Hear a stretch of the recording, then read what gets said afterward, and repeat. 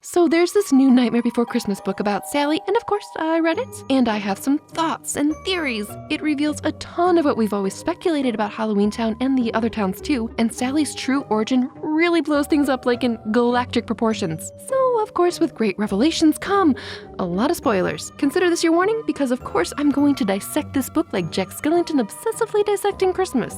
Now, the story itself is so charming, lovingly crafted, and full of sewing analogies, so kudos there. It takes place 2 weeks before Halloween, the year after Jack Skellington almost ruins Christmas. Sally is making her goth-tastic wedding dress the night before her wedding to Jack. I appreciate the crafty crafting. And she's so grateful that she won't have to serve Dr. Finkelstein anymore. I am no longer your creation, she thinks. Like, hang on, we need to pick this apart. Clearly, I hope this is mind over matter, right? Dr. F has moved on and already created a version of himself to replace Sally. Does Sally feel she can only exist if she belongs to someone? Is this a function of her, programming? It saddens me that she feels her only options are staying with Dr. Finkelstein or else marrying, which is valid. But was there nothing else she wanted to do? I don't know, like open her own deadly apothecary or something? Sally, we find a few pages later, is plagued by extreme self-doubt for being just a rag doll.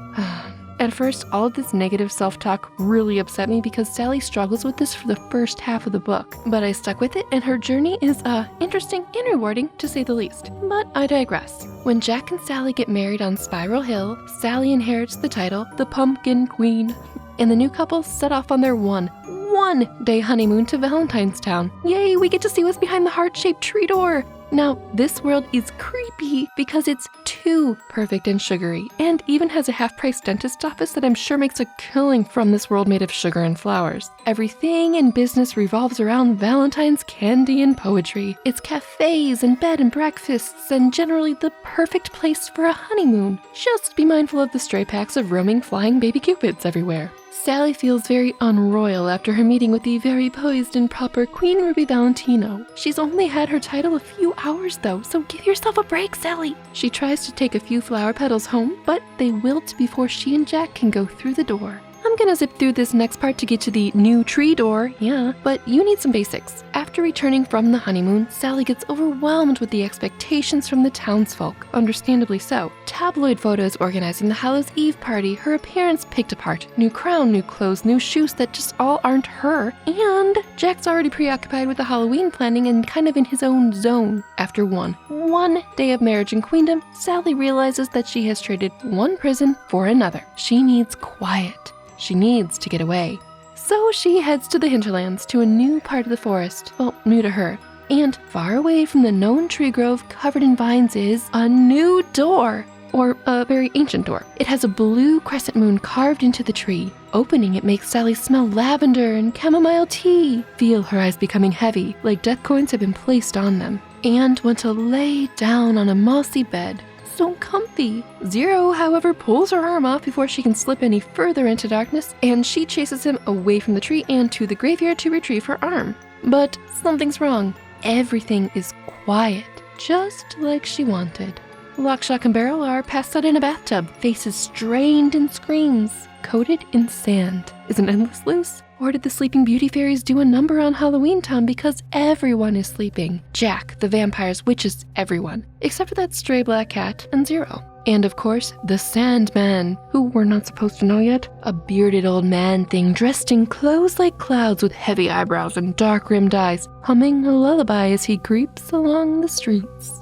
The night is warm and drowsy and you must be tired, he croons. Step into the open and I will give you what you desire. I am not the thing you fear, he whispers now, which totally means he is the thing you fear. I am the giver of dreams, of riddles and lullabies and moonbeams.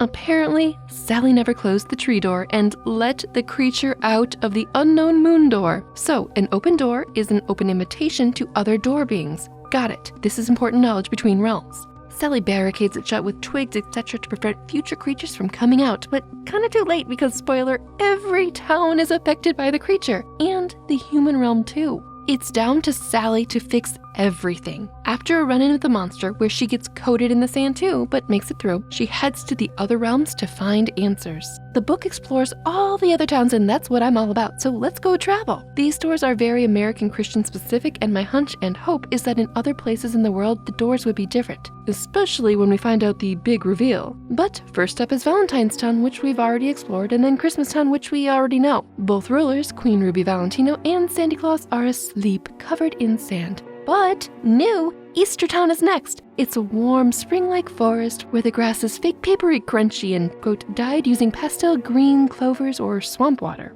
Like we're in an Easter basket. There are painted pastel eggs everywhere, which Sally is apprehensive of because surely if those were in Halloween Town, they would be full of awful pranks and probably smells. Anyway, Easter Town is not so much a town, but more of a meadow with rabbit warrens. There are no shops, buildings, or fountains, but there is a gazebo in the center, painted with tulips and daisies. Apparently, this is the spot where all the eggs get painted by rabbits, who are all frozen in terror, sleeping and covered in sand. The bigger Easter Bunny themselves is asleep on the steps leading up to the others, try to protect them.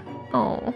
Okay, so now the turkey door to Thanksgiving Town. This realm is like Halloween Town, but a bit colder. Colorful leaves like sunset are still on the trees, which is odd because I thought the trees in Halloween Town were already bare. Anyway, it's farmland, corn, wheat, pumpkin crops with the scent of smoke rising up from the chimneys. The inhabitants are regular people, boring, who I guess just eat all the time? Harvest and eat and repeat. One guy with a mustache and a pipe is asleep on his porch while his family is at dinner, slumped forward. Their soup and drinks are still steaming. They were mid-eating. Sand, of course, everywhere. There is a flock of wild turkeys running amok that were, I guess, fast enough to outrun the creature, but there are a lot of issues with this holiday, and I think we should move on to 4th of July Town, where fireworks are still going off in the sky because freedom doesn't sleep, I guess. The inhabitants here also seem to be regular humans, but unlike America, everyone has a house with a clear dome so they can always see the fireworks going off. Yeesh. Their eyes are all wide open, staring above, sleeping, and of course covered in sand. On to the 4-leaf clover door. You probably know what's here. Sally finds a, quote, small forest, trees stunted and short with the air smells of moss and mint. Oh, and hops. Several paths lead away from the grove, going everywhere, but they all lead back to the grove. A trick to stop guests from finding the town, which seems at first promising as a way to avoid that creature, but by following her shadow, Sally makes it to the gold-hued gate carved with St. Patrick Town. Here the houses are made of twigs with thatched roofs, half of Sally's size. Small red-bearded men and rosy women are all asleep in pubs and cafes and babies in moss cribs. One little man is still awake and looking for his treasure at the end of a rainbow. He's a leprechaun, of course, who tells Sally officially that the creature is the Sandman from an ancient realm. This guy knows about all the other doors and the ancient realms, so like how do all the other residents of other towns seem to know about these other doors and worlds? Why is Halloween Town so isolated? Side jaunt from our travels to share some extremely important lore that Sally randomly remembers. Dr. Finkelstein has a book of folktales and stories about, quote, ancient realms that had been forgotten, doorways that had been lost with time. Important.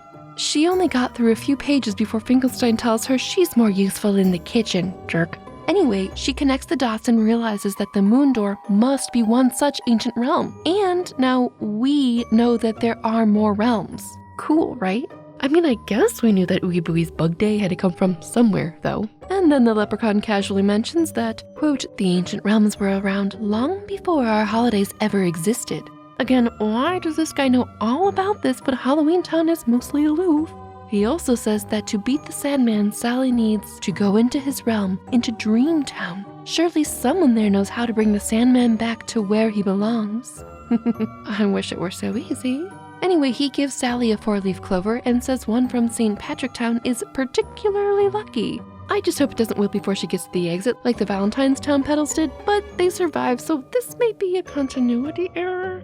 Anyway, back in Halloween Town, Sally goes to the waning moon door with the silver knob, gets heavy-eyed, and starts for Dream Town, where the ground is soft and fleecy. It's not quite day, not quite night, it's twilight. White flowered trees sway hypnotically in a breeze. It's slightly warm and sounds oh so cozy. Permanent twilight. A full moon hangs heavy in the sky to lull the weary to sleep. There's a quiet babbling brook. All the ASMR sounds. Fields and fields of just lavender. And people in the fields wearing striped footed and hooded soft pajamas. sleeping caps, and carrying candlesticks. This is just too cozy. They speak in riddles, rhymes, or bedtime stories. Unlike every other town, this one has a huge wall, kind of like Attack on Titan. The only way in is through heavy double doors with iron spikes on top, guarded by blue pajamaed men with shepherd crooks. They mean business, and this is a well-guarded town, either keeping something out or in. Sally smells wood fire and clove scents, chamomile and jasmine teas. This town's honestly a close second to Halloween Town for me. At the center of town, the Lullaby Library building stands several stories tall and is full of people writing fairy tales and rhymes nightly for the mortals to fall asleep to. It's perfect. Sally gets summoned to the Governor's House, a white stone house with clouds purposefully gathered or placed around the top of it. This has floor-to-ceiling windows, rooms stuffed with pillows, blankets, fairy tales, etc. It's basically heaven. Now, here's a big spoiler. The governors of Dreamtown, Albert and Greta, are ragdolls, just like Sally and her parents. Yes, so she wasn't created in Finkelstein's lab and never should have felt like she belonged to him anyway, but this is why the Sandman's sand had no effect on her when she encountered him in Halloween Town. It doesn't affect the residents of Dreamtown. At first I thought, well, she's fallen asleep and she clearly dreamt this too good to be true situation up. But no, it's real. What's more, she was kidnapped by Finkelstein at age 12. Finkelstein, with his knowledge of the ancient realms, we later learn, was looking to research dream sand, but instead saw Sally and wanted a daughter to mistreat. But probably mostly wanted people to think that he created her so that they would respect his inventions more. I can't say I do now. He gave her a forgetting potion to wipe her memory. He also unstuffed all the cotton from her body that she was born with and filled it back up with leaves to make his deception more complete. Seriously, what a terrible being! The Dreamtown butler saw a pale-skinned man with an oversized head and pebble eyes steal young Sally into the woods. Dr. Finkelstein didn't need the chair then apparently, but he did block the door on the other side so no one could find Sally. Sally, now parented, encounters a counting sheep stampede. How cute! Everything about this town is just perfect. They show her her childhood garden where she used to grow valerian and night jasmine. Oh, so on brand. There are other dolls, bunnies, teddy bears whose job it is to coax children to sleep, and they work around the clock because of the different time zones in the human world. Dreamtown's purpose is to put mortals to sleep, as you may have guessed. Now we get to that which must be guarded, the Dream Sand Factory, made from stardust, moonbeams, and a pinch of yawns from the yawning tree that grows just outside of the town beyond the peat bog. The walls around town are to keep the Sandman out of the factory, cut off his supply of dream sand so he can stop stealing the dreams of every being he encounters. Look, there's quite a few plot issues with this, and from this point on, we learn that the Sandman can float 20 or so feet off the ground. Why only 20? Well, the sand he carries weighs him down, so that's like an average float height, but he literally put the world to sleep. No one's waking up, and has sand to spare, so why they're obsessed with cutting off his supply? I don't know. Also, if he used all his sand, wouldn't he just hover higher than the wall because he's lighter now? So the wall's useless? Duh. Oh right, Sandman lore time! Apparently, the Sandman was the ruler of Dreamtown for a long time. Quote, he was cruel and greedy, and we had to increase production of dream sand just to keep up. He stole millions of dreams every night. The poets were forced to write lullabies until their fingers bled, until their eyes turned swollen and red, and could barely see by candlelight. The Sandman was a stealer of dreams. He would slip into the human world and put children to sleep so he could take their dreams. In the old times, children rarely had dreams because the Sandman stole them as soon as they drifted off to sleep. Eventually, the Sandman's dream appetite got too great, so the townspeople had to come up with a plan to cut him off from sand. Well, from getting more than he had on him. They built a wall around the town and trapped him outside. Evidently, every other holiday town door was closed always, so until Sally opened the forgotten door in Halloween Town, he was trapped. He couldn't affect the field workers of Dreamtown, don't worry. That was their big plan. Keep him outside the city. The townsfolk had had it with tyrant kings and queens and instead decided to elect Sally's parents as governors. Anyway, let me tell you about the Lullaby Library. Walls and walls of bookshelves, couches, candlelight, a labyrinth of books, the stuff of my dreams, and the only portal into the human world. This is a door made of dark cherry wood with an ornate spiral of nighttime stars etched onto the front, darkened as if the wood had been burnt by a flame. It will lead to whichever city's library you picture when entering. Okay, cool. Before we go through that door, and you know we will, we've got some groves to destroy. That's right, Sally's parents want to destroy all their exits to other realms, including this library one.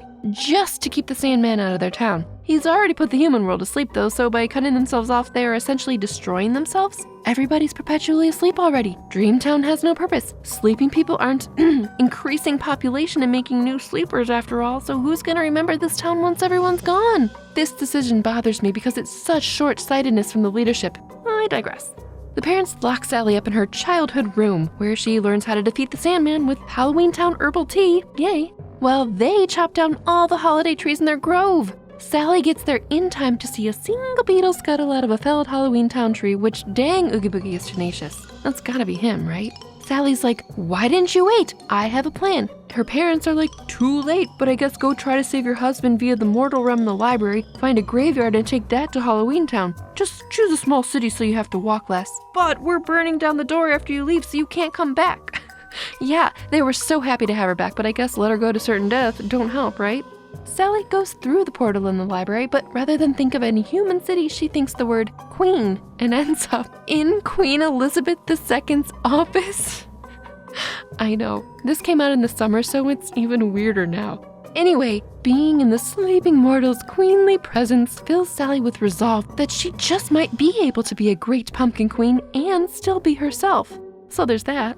She gets to Halloween Town via the Brompton Cemetery, where she mixes the deadly nightshade, black valerian root, foxglove, a pinch of corpse flower meant to mimic the effects of the dead, to 3 times strength, adds the lucky 4-leaf clover, which turns the potion from red to vibrant grass green. And I'm gonna fly through this because my focus in this video is town doors and cool Sally story. Okay, so Sandman is still looking for Sally in Halloween Town, who somehow sews 6 decoy Sallys. That's 6 dresses, 12 arms, 12 legs, 6 heads, etc. all night without the Sandman finding her.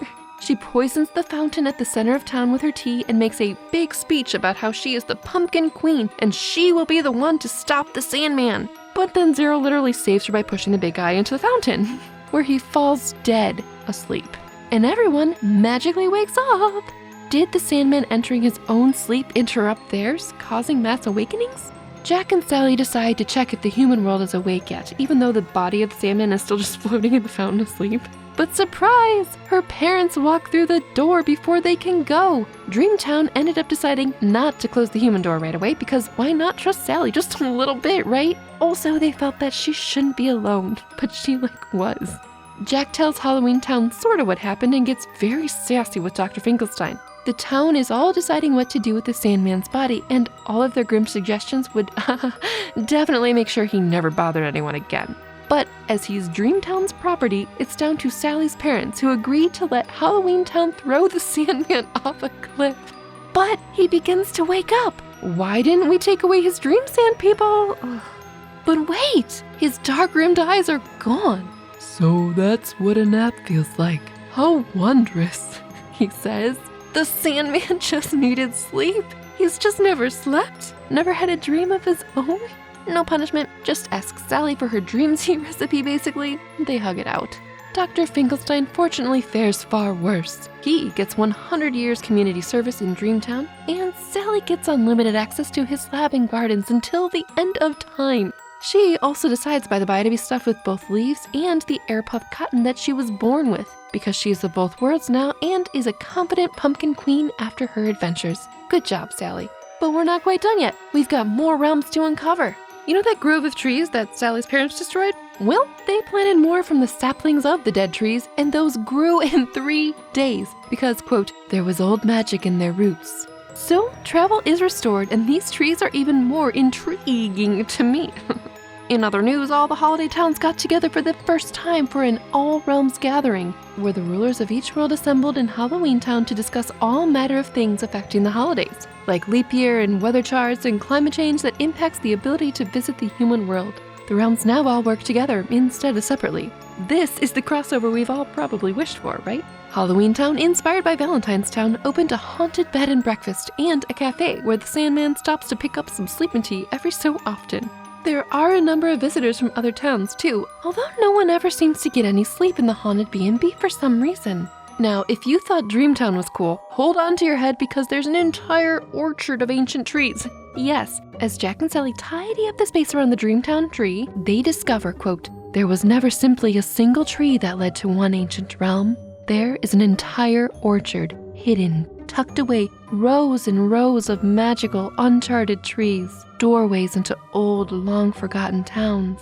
Father Time, Old Man Winter, the Tooth Fairy, multitudes of worlds, places we never knew existed. Quote, so cool, but why didn't they read Finkelstein's book? It probably listed all of these realms. I honestly think that Tooth Fairy Town would be the most terrifying of all the realms. Like, is this where they keep every tooth they've ever traded for? You know they're working with the dentist from Valentine's Town, right? Now, I need to talk about retconning lore into movies and stories that have been around for decades. Normally, I'm not a fan of how Disney approaches this in general, sorry to say. Now, Disney can of course do whatever they like with the characters in the world they've created. However, there are characters that they straight up didn't create themselves. For example, Gothel really bothers me because she existed in folklore before their story, and it feels like they've ruined her reputation for future generations of story listeners. Her newer, filled-in evil backstories absolutely change how she's perceived when new viewers see the musical Into the Woods or read the original Rapunzel story for the first time after hearing her Disney-fabricated backstory. With that said, I think that this book, Long Live the Pumpkin Queen,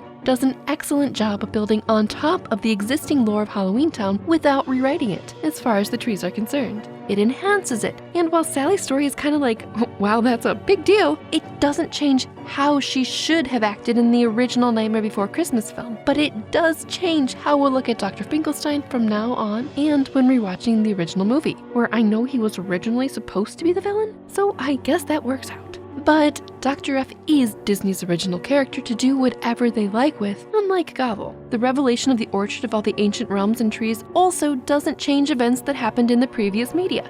I think this retcon is okay and only deepens our understanding of how things work.